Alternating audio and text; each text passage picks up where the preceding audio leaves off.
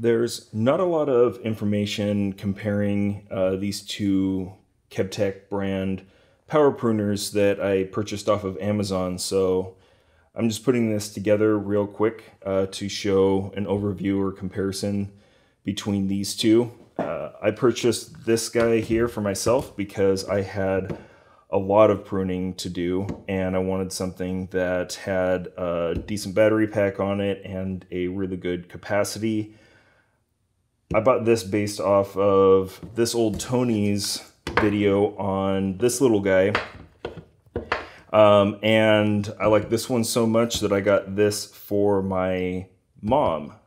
So while I have the most time in with this, I have a little bit of time with this guy, and I got some branches here so I can show a little bit of the difference in between the capacities or features between these two units in case this one fits exactly what you need, or it's worth it to spend a little bit more for the larger version.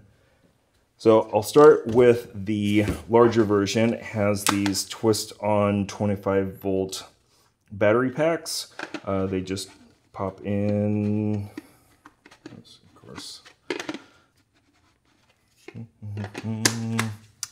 They pop in like that, and there's a little lock to lock them in.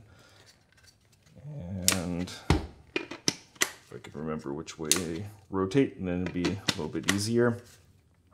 My fumbling aside, these are pretty easy to get in once you do a slight modification, and I will demonstrate that a little bit later in the video. But once that is in, power the unit on. And it displays here 1650, which is the number of cycles that I have on this so far. On the top, there is the battery percentage, 68%. First battery, so 1600 cuts, maybe 1100 of those are through thicker material, and the rest are through really thin material or just positioning the shears or playing around.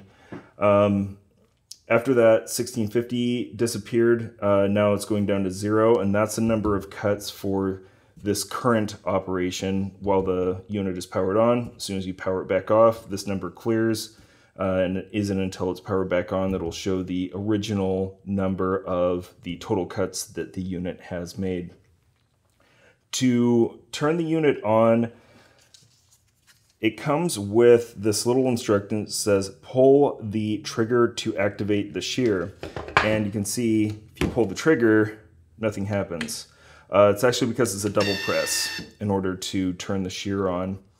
After that, then the shear will activate in its full range, and that is true with both. If you want to reduce the range of the shear, pull this in and hold it, and it's going to beep. When it does, this shear is at a reduced range, but faster to operate. If you want to revert it back to the full range, pull and hold, opens up to its full range. This one is fairly fast, not quite as fast as the other version because it has a brushless motor. So you can see as I pull the trigger in just a little bit, I can do small adjustments, and I have found this handy when I'm working in tight places that I can get it just right where I need to, sneak it in, and then finish the cutoff. And that is something that the 16-volt version does not have, and we'll show that in a little bit. Fairly powerful. I'll compare these two back and forth, but even running it slow, it is able to make pretty impressive cuts between different branches. I've mostly been using it on the cherry that I purchased this to prune. So that's the most experience I've had, but I feel that that is probably average for what people are going to be purchasing this type of unit for. It does stand up vertically, which is nice. Has a guard here compared to the other one, and it is slightly heavier. I'll compare those in just a moment. To turn the unit back on, pull the trigger in and power it off. Now it is locked closed. You can power it off with the shear open, but I think that this is a safer way to store the shear. To compare the weight between the two units with the battery installed, this one is coming in at 47.8 ounces according to this scale with the battery installed, and this one is coming in at 31 even. So you can see there is a weight difference between the two. This one, not only in the hand, feels smaller and handier, but obviously if you're running this for a long time, or if you're not as strong with your hands, then this is going to be more pleasant to use over the course of a day. We'll jump into this one real quick. This battery has a grip and pull, so this is a little bit easier to pop the batteries in and out. A little bit smaller, doesn't have the thicker texture grips on here, but overall it feels pretty good. This turns on in a very similar way. Push the button, has a little two lights here to indicate how much battery, and again, pulling the trigger once does not actually turn the unit on. Double pull and it will open up. And this has the same feature as the larger version. If you pull the trigger in, it will beep. Now you have the faster reduced range, and if you pull, it will open back up to its full range. This does not have the brushless motor, so once you hit a certain point, it's just open and closed.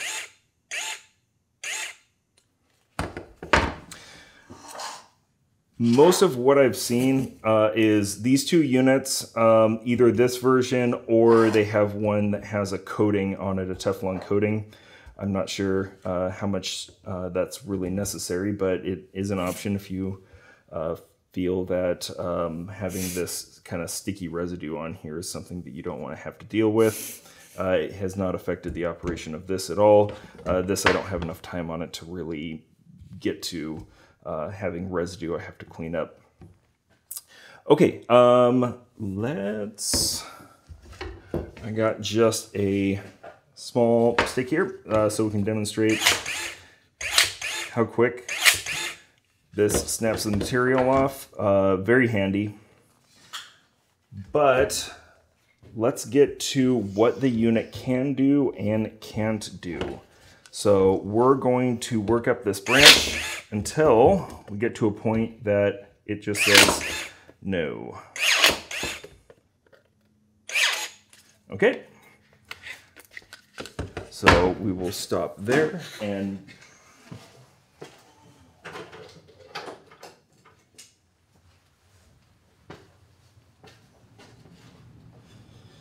so thickness through where we are cutting is 1.1 inches, or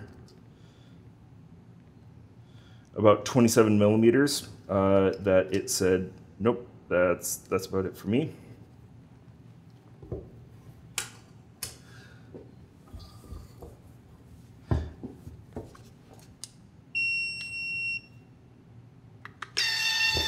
But you can see this one, same thickness of branch, and it just keeps going.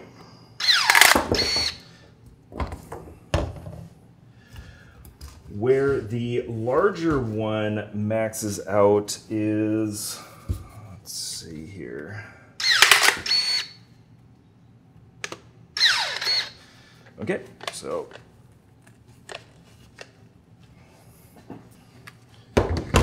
work to get that one out. So thickness with that one was about 35.5 millimeters, or 1.35 inches. And what I've found is if you get this bound up, you can do as I did, really work to get it out. If you do, it'll make it on the second cut. If it binds up, oh, okay, so got a little bit. So bounds up like this. It's kind of stuck in there, and now you can just kind of slowly work your way through it. That was 1.44 inches, 36 and a half, about 36 and a half millimeters. Once you go a little bit thicker than that, I wouldn't recommend it. I think that's a job for an actual saw. But for this smaller material, even up to this size, generally if you can fit it in there, it will cut it. So this, you can see it's still on, but I'm pulling the trigger and nothing's happened. That's because it timed out. And both the units will do that. They'll time out over a certain period of time. Double pull the trigger, just like previously, and it will wake it back up. So this I can just barely fit, but it will cut it. I have found other branches I can get in the jaws. Now I'm twisting this instead of the short way, I'm twisting it the long way, and it says no. So give it a little twist, break it out, and it'll pop through that time. And that was about 30 millimeters, 1.18 inches. So both very capable. To turn this one off, trigger in, hit the power button, lights turn off, and that's it. Change out the battery, nice and easy. Back to this one. So we have the light on. Oh, it is still on. Thought it would have timed off.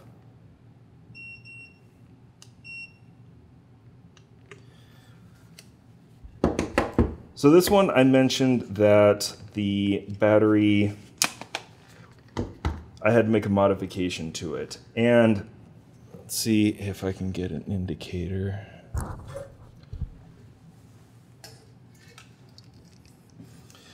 So let's see if the camera will focus.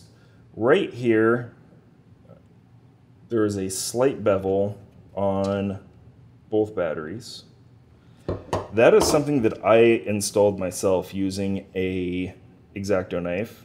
And same right here, there's a very slight bevel on both sides.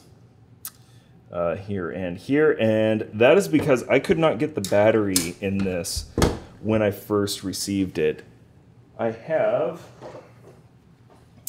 battery number 2 here, and this one, oops.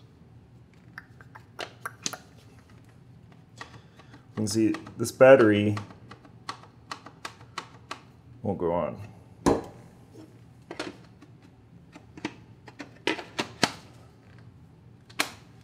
So that one snaps on just easy. This one, it's because this one does not have the bevel on either one of these tabs. So once I do that, then both batteries will be able to pop on and off really easily. This gate, I don't know if you can see, but it is, pretty sure you could rattle that. It doesn't stay locked for me. The battery is fairly secure in here, so I haven't had any issues, but this is something that I wouldn't really rely on, or this would need some modification to have a little bit more friction to actually get this to stay where it's supposed to be.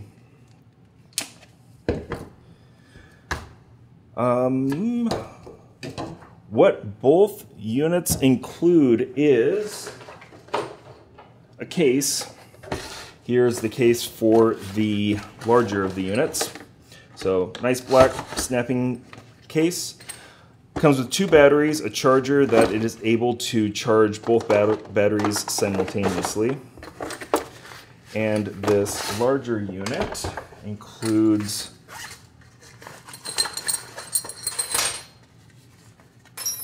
this.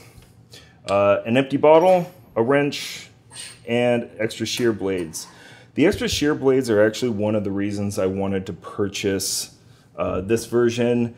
I plan on having this for a long time, and I know eventually things are going to go out of production, and I will damage these and not be able to purchase replacements by the time that happens. So I wanted everything right now. This bottle, empty, doesn't have anything in it, and that's because it doesn't ship with anything in it. Per the instructions, it says, because of customs problems, your package don't include lubricating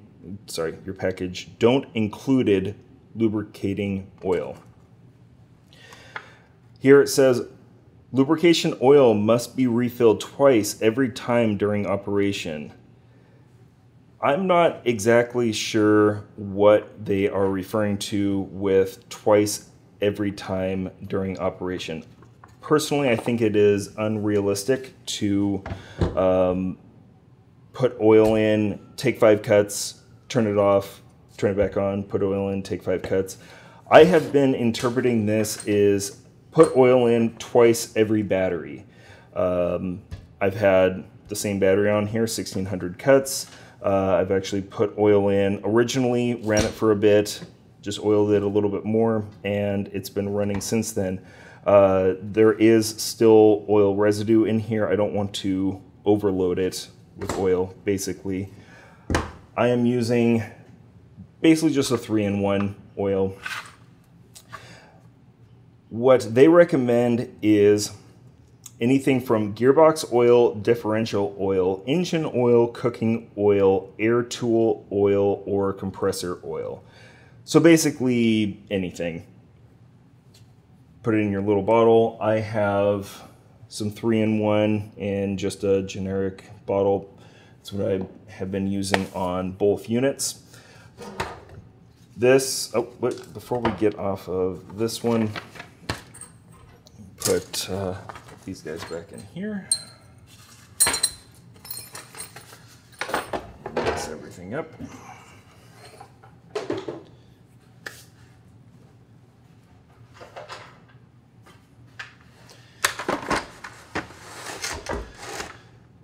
This is what the smaller unit came with. Same thing, user manual, 2 batteries, single charger that can charge both batteries simultaneously, a bottle that doesn't contain any oil. This does not include extra cutting blades. It just has basic tools for maintenance.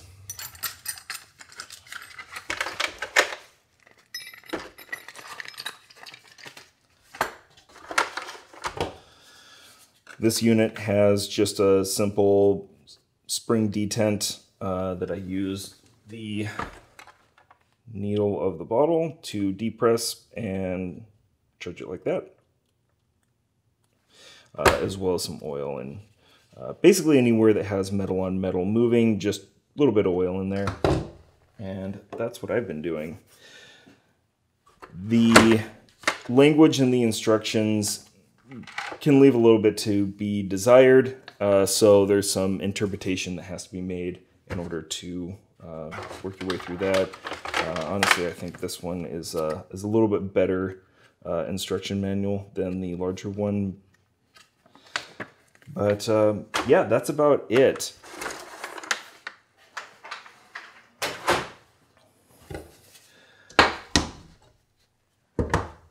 Oh, last thing is we'll get just an overall length measurement between these two.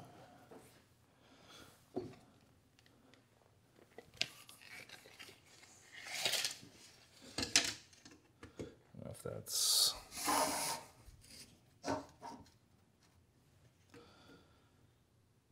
okay, so we have just over 13 inches and about 11.5 on that one. That's about it. I hope this information was helpful, and yeah, I think these things are great. I think they're a good buy. Let me know if you have any questions in the comments, and I hope everyone is having a great day. All right, bye.